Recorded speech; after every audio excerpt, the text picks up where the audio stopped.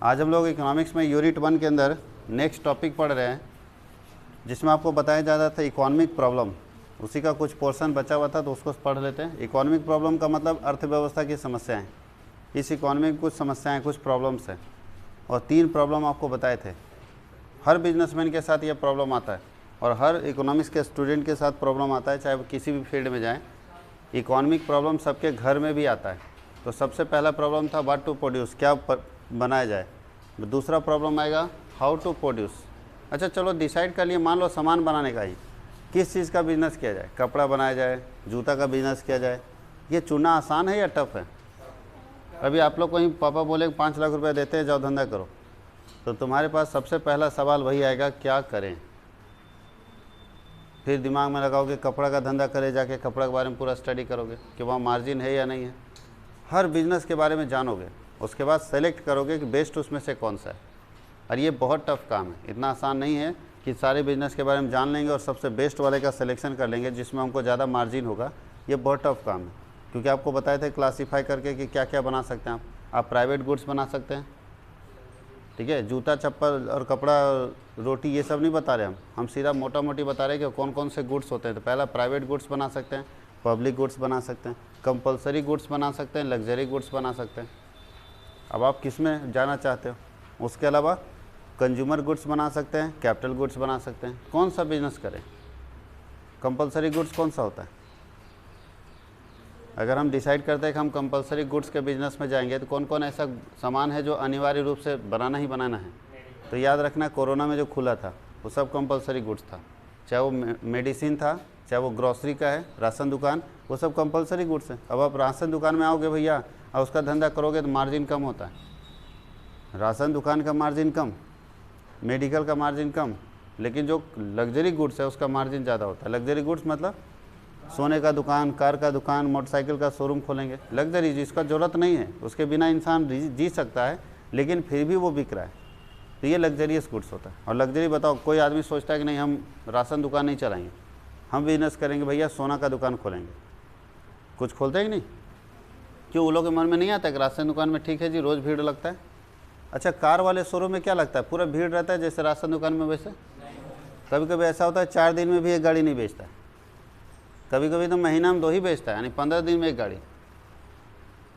उसके बाद भी शोरूम खोलने की हिम्मत करता है। सोचो, उस बिजनेसमैन को तो राशन दुकान खोलना चाहिए कि राशन दुकान में रोज़ कस्टमर आते हैं। ये बात ध्यान देना चाहिए, हर व्यक्ति का चॉइस अलग अलग है। इसको बोलते हैं प्रॉब्लम ऑफ चॉइस। तो वो प्रॉब्लम हम लोग डिसाइड कर चुके थे कि व्हाट टू प्रोड्यूस। अब हम लोग डिसाइड करते हैं हाउ टू प्रोड्यूस, कैसे कैसे बनाया जा सकता है। चलो डिसाइड हो गया कि हमको दवा ही बनाना है, तो कैसे बनाएंगे, कितने तरीके हो सकते हैं। तो हाउ टू प्रोड्यूस आपको बताता है कि कैसे उत्पादित करें, कैसे उत्पादन करें, है ना, कैसे बनाएं। तो 2 ही तरीके बनाने के, या तो आदमी से बनाएंगे या तो मशीन से बनाएंगे। फिर से ध्यान दीजिएगा, बनाने के सिर्फ 2 तरीके, या तो लेबर लगाएंगे या तो मशीन लगाएंगे। और कोई तरीका है बनाने का? कोई सामान आप अगर बनाना चाहोगे, मान लो कोई काम कराना है, तो आपको 2 ही उपाय दिखेगा, या तो आदमी से काम कराना पड़ेगा या तो मशीन लगाना पड़ेगा। तो दोनों में से कौन सा लगाएंगे आप लोग बताइए। इकोनॉमिक्स का स्टूडेंट बोलता नहीं, तुरंत बोल दिया मशीन। अच्छा बताओ, काम कम समय का है और ऐसे जगह पे काम करना है जहाँ पे मशीन ले जाना पॉसिबल नहीं, तो मशीन लगाओगे? तब तो भैया छोटा छोटा ही समोसा दुकान वाला मशीन काहे नहीं रखता है? चाय बेचने वाला भी मशीन रखना चाहिए ना, सीधा चाय बनाने वाला मशीन। जो मेज़ चला रखा है उसको रोटी मेकर मशीन रखना चाहिए, रोटी बना के मशीन से देंगे। क्यों नहीं रखता ये लोग? क्योंकि ये लोग को लागत ज़्यादा पड़ जाएगा। तो सब कुछ ध्यान में रखने के बाद बोलना है। कॉमर्स का स्टूडेंट बोलता जल्दी नहीं है, समझ गए? ज्ञानी व्यक्ति नहीं बोलता है, और जो ज़्यादा कम जानता है वो अंदाजे बोल देता है कुछ भी। तो याद रखना है, सब कुछ पहले ध्यान देंगे कि भाई आपके बिज़नेस में कौन सा चीज़ ठीक है। सब कुछ देखने के बाद लगेगा कि ये तरीका, ये टेक्निक ज़्यादा अच्छा है। तो उसी को हम लोग लिखने जा रहे हैं कि कैसे उत्पादन किया जाए। उत्पादन कैसे किया जाए। अच्छा, कैसे किया जाए अगर क्वेश्चन आपके पास है तो यहाँ जानते हो क्या प्रॉब्लम क्रिएट हो रहा है? Problem of choice. Problem of choice.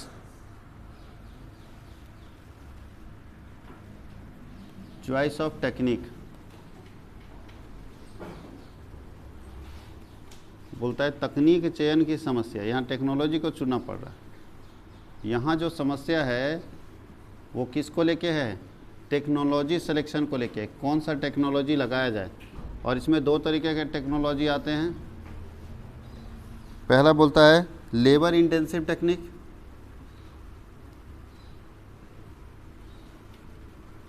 Labour intensive technique,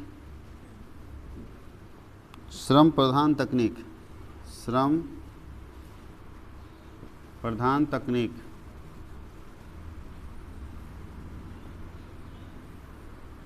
और दूसरा है कैपिटल इंटेंसिव टेक्निक।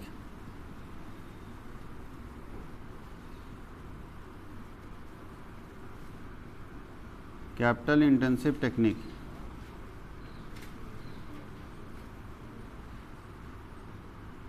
पूंजी प्रधान तकनीक।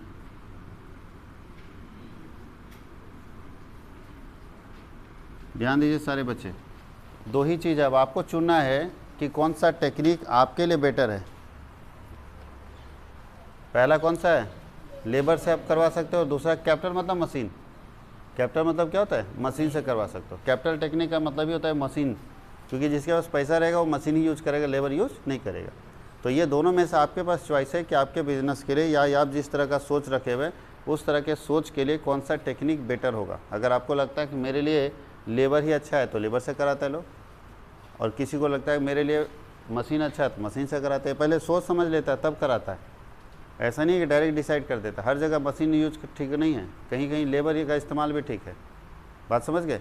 हम मशीन हर चीज़ को सही से नहीं कर सकता जितना अच्छा लेबर कर देगा। तो याद रखना है कि हर जगह सिर्फ मशीन वाला टेक्निक अच्छा नहीं है, कहीं कहीं लेबर से काम कराइए तो ज़्यादा अच्छा रहेगा मशीन के कंपेरिजन में।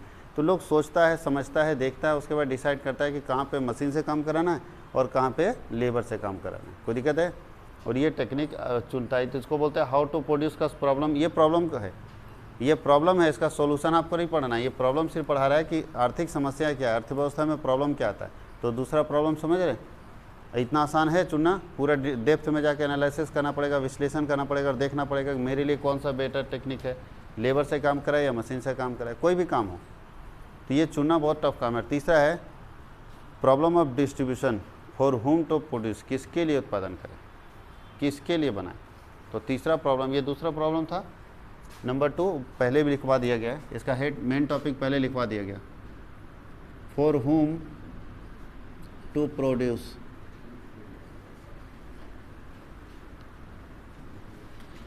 किसके किसके लिए उत्पादन किया जाए।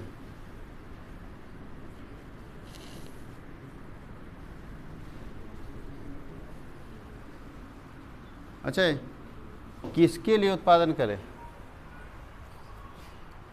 3 तरह का लोग हैं, अलग अलग क्षेत्र के आधार पर बांटेंगे तो और बढ़ जाएगा। हायर क्लास फैमिली के लिए, मिडिल क्लास फैमिली के लिए या लोअर क्लास फैमिली के लिए। क्या हर कंपनी सारे के लिए प्रोडक्ट बनाता है? कोई ऐसी कंपनी का नाम बताए जो बोलता है हम सब प्रोडक्ट बनाएंगे, मेरा प्रोडक्ट सब खरीदेगा। कोई ऐसा है? नहीं। एप्पल कंपनी से पूछो तो बोलता है हमको मिडिल और लोअर से ज़रूरत भी नहीं, हम चाहते भी नहीं को लोग खरीदे।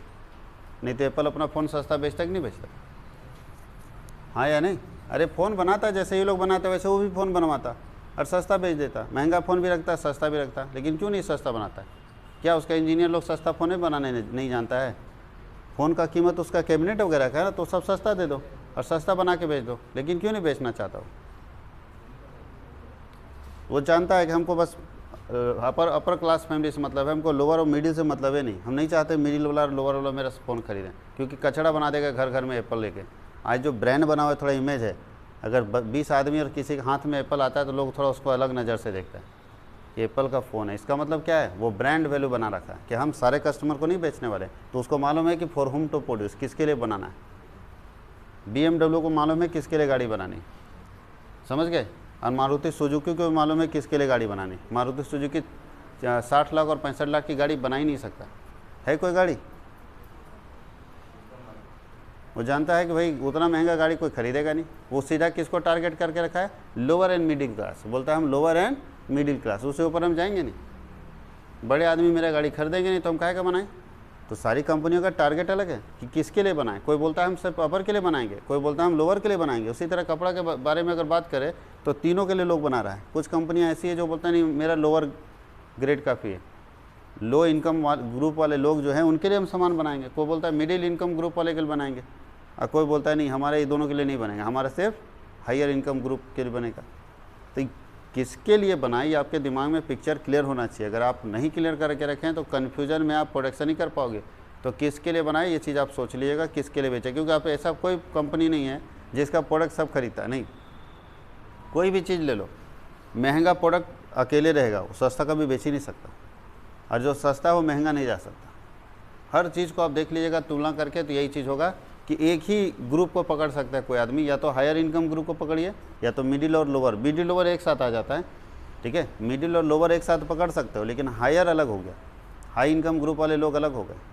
जितनी अब गाड़ी देखो, चाहे मर्सिडीज देखो, चाहे BMW देखो, चाहे टोयोटा मोटर की गाड़ियाँ देखो, सब महंगी गाड़ी है। वो जानता है कि हमको सिर्फ हायर ग्रुप को टच करना है, हमको लोअर और मिडिल इनकम ग्रुप को टच नहीं करना है। और देखो जो अगर टोयोटा लाया भी है, टोयोटा मिडिल वाले के लिए भी लाया, लेकिन सक्सेस हो ही नहीं रहा है। टोयोटा का देखिएगा कुछ गाड़ी जो है 15 से 20 लाख के रेंज में आ जाएगा, लेकिन वो सक्सेस नहीं हो रहा है, वो चल ही नहीं रहा है, सब फिर चला जा रहा है फॉर्च्यूनर तक। टोयोटा का लास्ट नीचे लोअर जो गाड़ी है वो फॉर्च्यूनर है, उससे नीचे नहीं, उससे नीचे वाला गाड़ी बिक ही नहीं रहा है। क्योंकि आप सोचोगे सब कस्टमर हम ही पकड़े, बताओ जी तालाब में आओ और सब मछली हम ही पकड़े, क्या संभव है? ऐसा कौन सा जाली लगाओगे भैया? तो या तो तुम बड़ा जाली लाओ, बड़ा जाली लाओगे तो क्या होगा, मतलब थोड़ा सा होल उसका बड़ा रहेगा तो छोटी मछली निकल जाएगी, कम से कम बड़ी मछली तो पकड़ी जाएगी ना। अब तुम ऐसा जाली ला दिया है मच्छरदानी जैसा कि जाली लगाने में कचरा फंस गया था, तो एक भी मछली नहीं आने वाली है। तो भैया सब पकड़ने के चक्कर में मत रहो, एक को पकड़ो, या तो छोटा या तो बड़ा। बात समझ गए? क्योंकि सब पकड़ने के चक्कर में संभाल नहीं पाओगे, जाली टूटेगी और आप बिखर जाओगे। इसीलिए कंपनी को भी चुनना होता है कि फॉर होम टू प्रोड्यूस, किसके लिए बनाए। और इसमें क्या समस्या आती है, इसमें आता है दो चीज़, कैसे डिस्ट्रीब्यूशन करेंगे, कैसे लोगों तक पहुंचाएंगे। तो बोलता है पर्सनल डिस्ट्रीब्यूशन होता है और फंक्शनल डिस्ट्रीब्यूशन होता है। पर्सनल डिस्ट्रीब्यूशन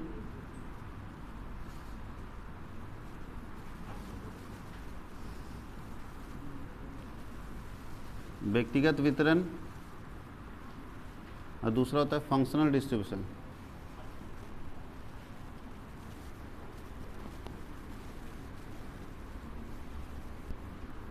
इसको बोलते हैं कार्यात्मक वितरण।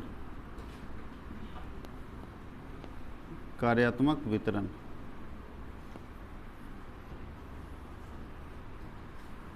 कोई दिक्कत है? यानी फंक्शनल डिस्ट्रीब्यूशन का मतलब क्या और पर्सनल डिस्ट्रीब्यूशन का मतलब क्या? अच्छा, सामान बनाने के बाद दो तरीके से डिस्ट्रीब्यूशन होता है। डिस्ट्रीब्यूशन मतलब अपने सामान को लोगों तक पहुंचाएंगे, कैसे कैसे पहुंचाएंगे जी? टोयोटा मोटर जापान की कंपनी है, जापान में गाड़ी बनाती है और इंडिया पहुंचा देती है, कोई तो तरीका लगाती होगी। आशीर्वाद आटा कहीं बनता है और आपके घर तक पहुंच जाता है। कोई भी प्रोडक्ट देखिए कहीं और बनता है और आप तक पहुंच रहा है, कैसे पहुंच रहा होगा, कौन सा तरीका होगा? बिजनेसमैन खुद आपके दरवाजे तक पहुंचाता है या कोई चैनल पकड़ा हुआ है? एक चैनल पकड़ा हुआ है, जैसे वो बेचता है किसको? एजेंट को। एजेंट बेचता है किसको? होलसेलर को। होलसेलर किसको बेचता है? रिटेलर को। रिटेलर आपको बेचता है। ये चेन बना हुआ है ना। तो कंपनी डिसाइड करते हैं कि हम चेन से चलेंगे कि डायरेक्ट चलेंगे। जरूरी नहीं कि सारी कंपनी चेन से चल रही है। बताओ, सारी कंपनी चेन से चल रही है तो कौन कंपनी बिना चेन की है? अमेजन अलग चीज़ हो गया। अरे बाटा कौन सा बोलता है, क्या करता है बाटा? जूता बनाता है और अपना शोरूम खोल के खुद बेचता है। तो क्या वो होलसेलर रिटेलर के जरिए गया है? नहीं, होलसेलर रिटेलर के। अच्छा, कार बेचने का सिस्टम हमारा, कार बेचना चाहते हैं तो क्या करेंगे? कार बनाएंगे, बना के होलसेलर को देंगे, फिर होलसेलर रिटेलर को देगा। रिटेलर मतलब तुम्हारे आसपास में जो दुकान है वहाँ पे कार खड़ी रहेगी, फिर तुम वहाँ से खरीदोगे। जैसे साबुन खरीदता है, माचिस खरीदता है, वैसे कार खरीदोगे। ऐसा होता है क्या? नहीं, वहाँ ये सिस्टम ही काम नहीं करता है, वहाँ सिस्टम अलग काम करता है। कार बनाने वाली कंपनी कार बनाया, अपना एजेंट रखा, एजेंट को दिया, एजेंट बेच दिया। होलसेलर रिटेलर गायब।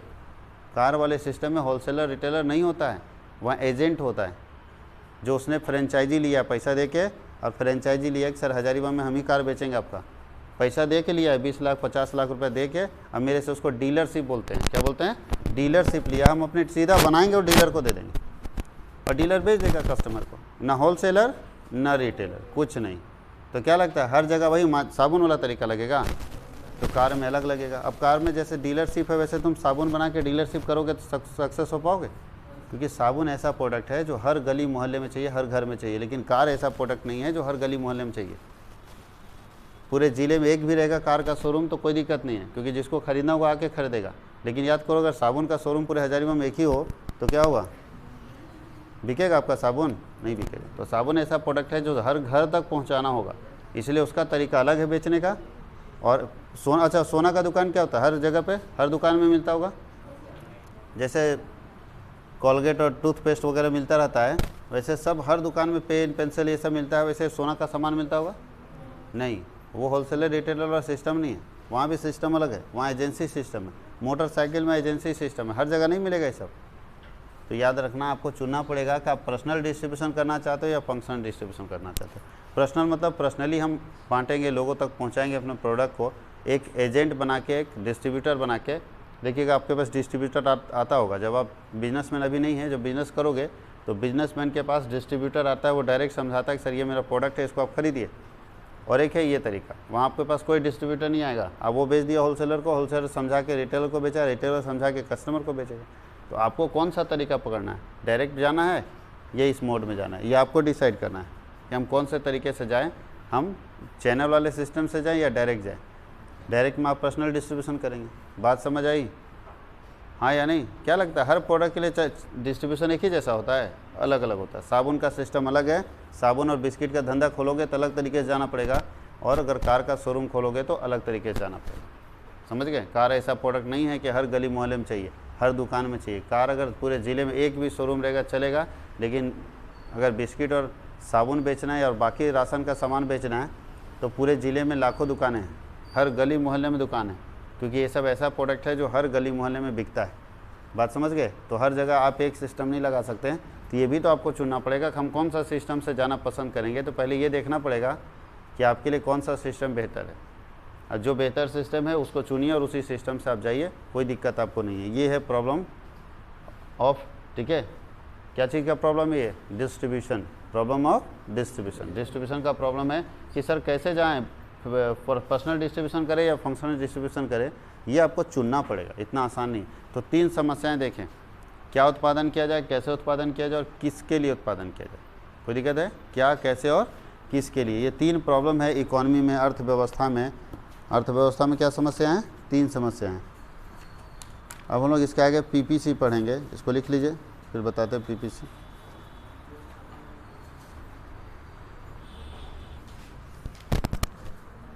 हम लोग पढ़ेंगे सॉल्यूशन ऑफ सेंट्रल प्रॉब्लम।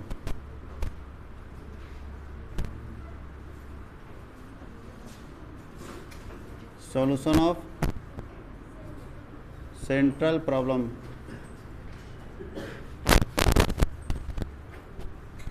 केंद्रीय समस्या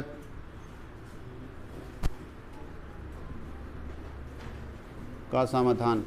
ध्यान दीजिए, केंद्रीय समस्या का समाधान जानने के लिए आपको इकोनॉमी के बारे में जानना होगा। Types of economy, types of economy. अर्थव्यवस्था के कितने तरीके हैं पूरे दुनिया में? पूरी दुनिया में अर्थव्यवस्था के कितने तरीके हैं?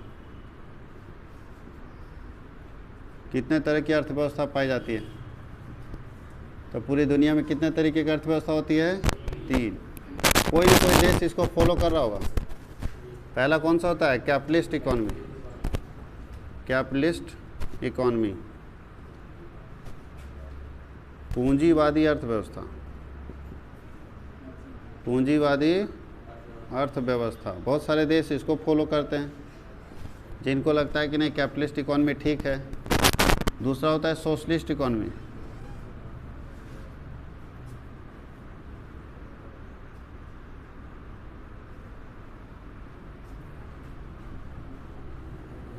समाजवादी अर्थव्यवस्था, बहुत जगह पे समाजवाद चलता है।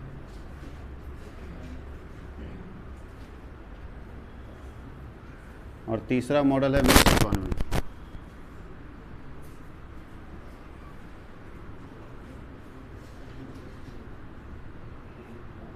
मिश्रित अर्थव्यवस्था।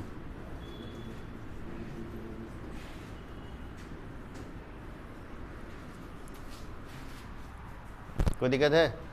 अब ध्यान दीजिए, कैपिटलिस्ट इकोनॉमी का मतलब क्या है?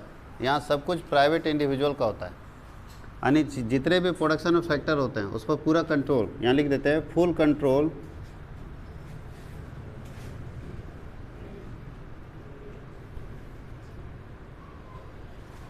Of production factor is private person.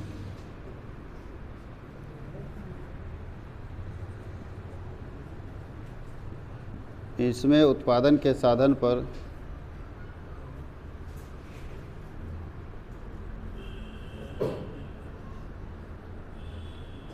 पूरा नियंत्रण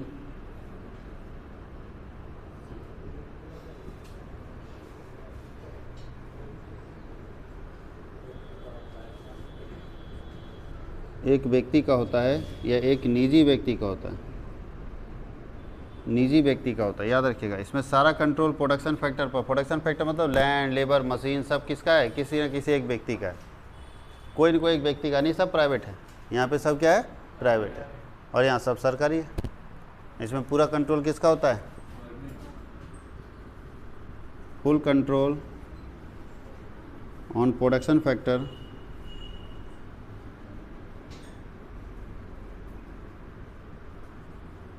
अंडर गवर्नमेंट।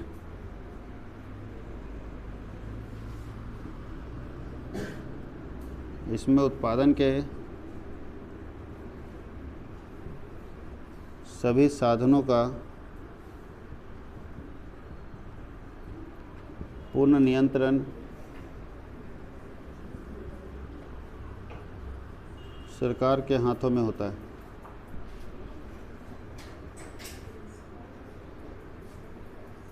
इसमें प्रोडक्शन फैक्टर का सारा कंट्रोल किसके हाथ में होता है? और control of production factors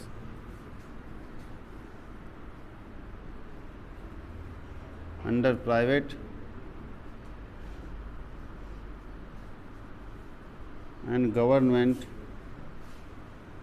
both.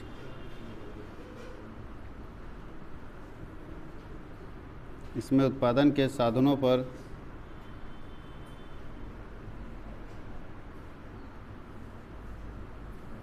निजी तथा सरकार दोनों का नियंत्रण होता है।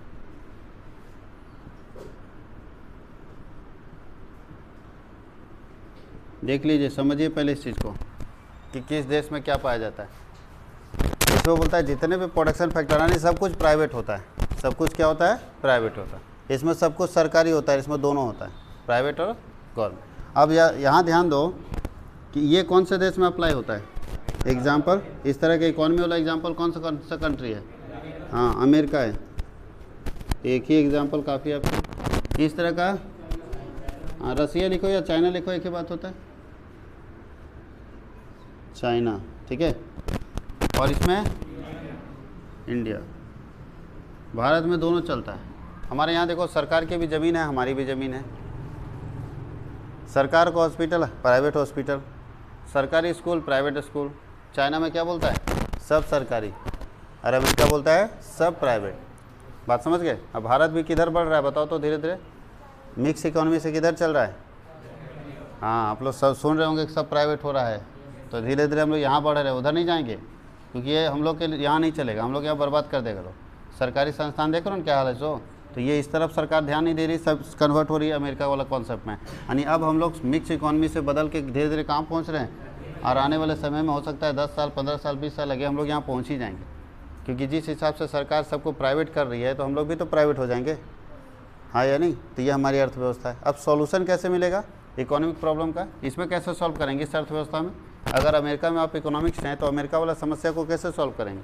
तो नीचे लिख देते हैं सॉल्यूशन। याद रहेगा सॉल्यूशन किसका बता रहे हैं? किसका बता रहे हैं? हाँ, तो यहाँ लिख देते हैं सॉल्यूशन बाय प्राइस मैकेनिज्म।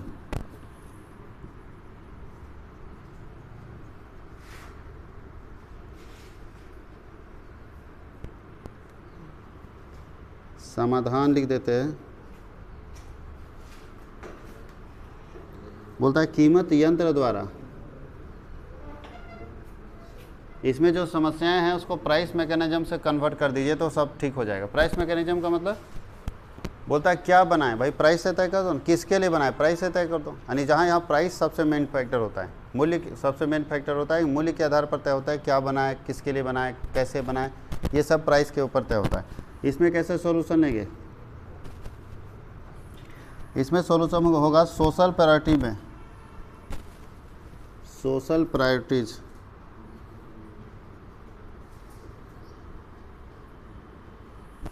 इसको बोलते हैं सामाजिक प्राथमिकता। समाधान कैसे निकलेगा? सामाजिक प्राथमिकता से। सरकार बोलती है सोशल प्रायोरिटी देती है, समाज में सबसे ज़्यादा ज़रूरी चीज़ कौन है, उसके आधार पर तय करती है समस्या क्या है। ठीक है, अगर समाज में रोज़गार नहीं है भैया तो मशीन से प्रोडक्शन रोक देगी सरकार और इंसान से प्रोडक्शन शुरू कर देगी।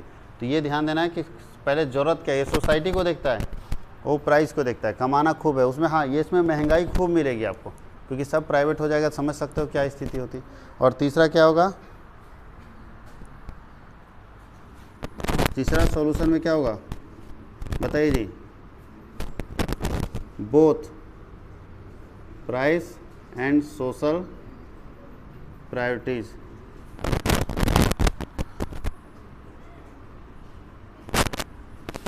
समाधान कैसे निकलेगा? दोनों लगेगा। ठीक है, मूल्य भी लगेगा और क्या लगेगा? सामाजिक प्राथमिकता भी। यहाँ दोनों चीज़ देखा जाता है।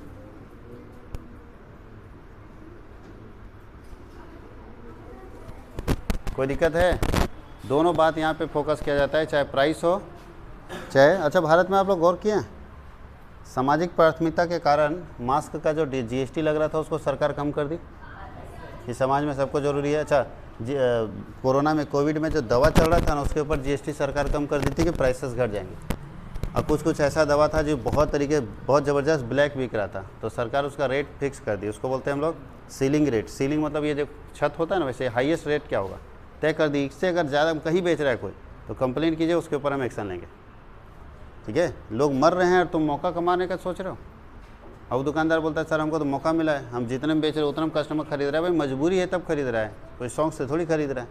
तो इसलिए ऐसा नहीं कि लोग मर रहे हैं और तुम कमाओ, ये गलत बात है। अगर सीलिंग रेट से ज़्यादा में बेचा तो पेनल्टी लगा देंगे हम, जितना तुम कमाएगा उसका 4 गुना पेनल्टी लगाएंगे। फिर भी लोग बेचा, अब क्या करेंगे? कितना कंप्लेन करें, लोग खरीद ले रहा है, चलो जान बचाओ पहले। लेकिन सरकार ये काम करती है क्योंकि सरकार को दोनों चीज़ को ध्यान देना है, प्राइस को भी ध्यान देना है। प्राइस भी ऐसा होना चाहिए जिसमें बेचने वाले को फ़ायदा हो और समाज को भी फ़ायदा हो, कि समाज के ऊपर बर्डन ना पड़े। तो दोनों चीज़ को हम लोग देखते हैं सोल्यूशन करने के लिए। तो अगर ये दोनों ठीक करेंगे तो ये ऑटोमेटिक सोल्यूशन हो जाएगा।